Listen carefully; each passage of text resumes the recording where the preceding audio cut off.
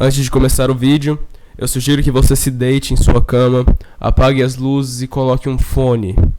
E entre então no mundo das creepypastas. Você certamente deve saber que experimentos com humanos são polêmicos e em geral proibidos. Mas, parando para pensar, será mesmo que testes em humanos são proibidos quando é do interesse de um governo? Ou será que simplesmente está acontecendo e é algo inacessível? O que impediria do governo criar laboratórios secretos e fazer testes? Ou mesmo de grandes empresas com poder imenso e loucas para ganhar dinheiro se pegassem um mendigo da rua ou comprassem alguém no mercado negro que já nasceu para ser escravo? Quem iria procurar?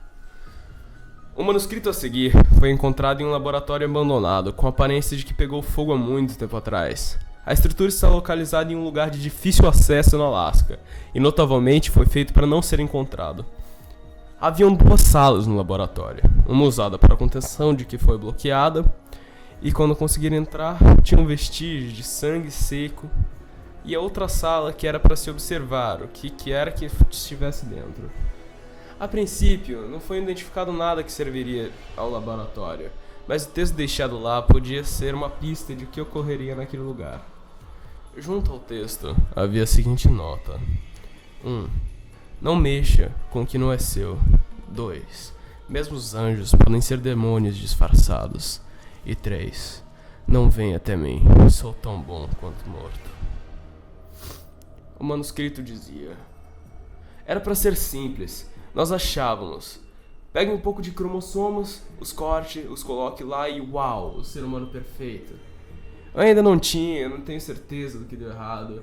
Talvez um erro de cálculo ou, quem sabe, algum erro além do nosso controle. Quem vai saber? Nós, alguns colegas meus que são psicólogos e eu, estávamos intrigados com as emoções humanas, raiva, desespero, euforia. Seria possível bloquear a mente em apenas uma emoção? Bloquear a mente em um estado de completa euforia, de modo que nenhuma tristeza ou raiva ofuscasse este pensamento? Teoricamente sim. Não vou descrever os procedimentos de nossas experiências com você, tanto porque não quero que você repita e também não tenho medo de que você enlouqueça se eu os contar. As coisas terríveis que fizemos. Nós éramos ambiciosos, jovens e nada poderia nos deter. E ninguém poderia nos dizer que estávamos errados.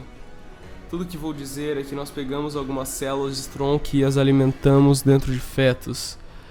O experimento foi chamado de The Angel Man Project. O objetivo era criar um ser que sentia apenas felicidade, mas algo deu errado, terrivelmente errado. Metade das cobaias morreram inesperadamente, sem aviso prévio, sem a causa justa. A metade restante, em sua maioria, nasceram horrivelmente distorcidas. 3 nasceram bem, perfeito, pensamos.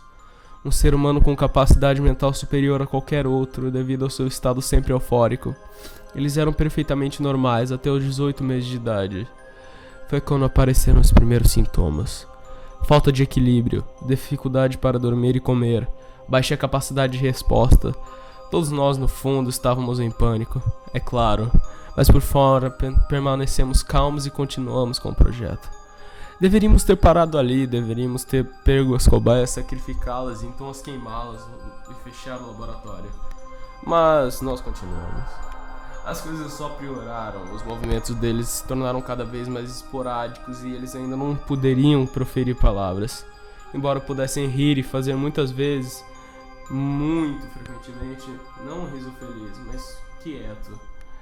Quase que um sorriso nervoso e constante, não importava quanta dor era infligida sobre a cobaia, ela simplesmente encarava e ria, como se estivesse zombando de você, chamando de fútil suas tentativas de a prejudicar.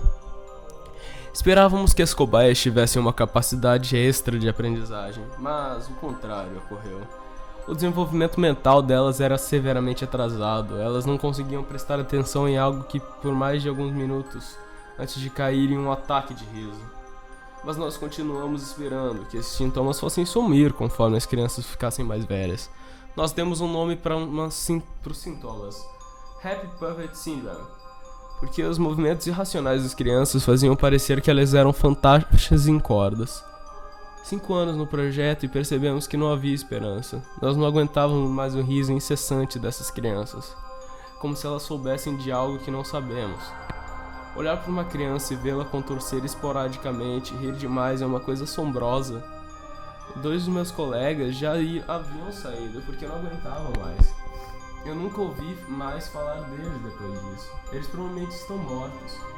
As crianças não tinham falado por 5 anos, apenas riram da sua risada condenada. Nós entramos para dar o café da manhã para elas, e elas olharam para nós com seus olhos enormes, contraindo-se, rindo sem dizer nada. Nós deixamos a refeição na frente delas e saímos. A comida está com toxinas que vão matar em silêncio, sem sofrimento. Era uma coisa dolorosa de se fazer, mas tinha de ser feita. Contudo, não era tão fácil. Um dos meus colegas colocou a bandeja de comida na frente de um dos garotos e o riso parou. O menino olhou para o meu amigo. Seus olhos de repente ficaram escuros e ele muito sério. A risada parou. Eles continuaram a olhar para ele, contorcer-se por um tempo. O meu amigo estava em choque e não se moveu.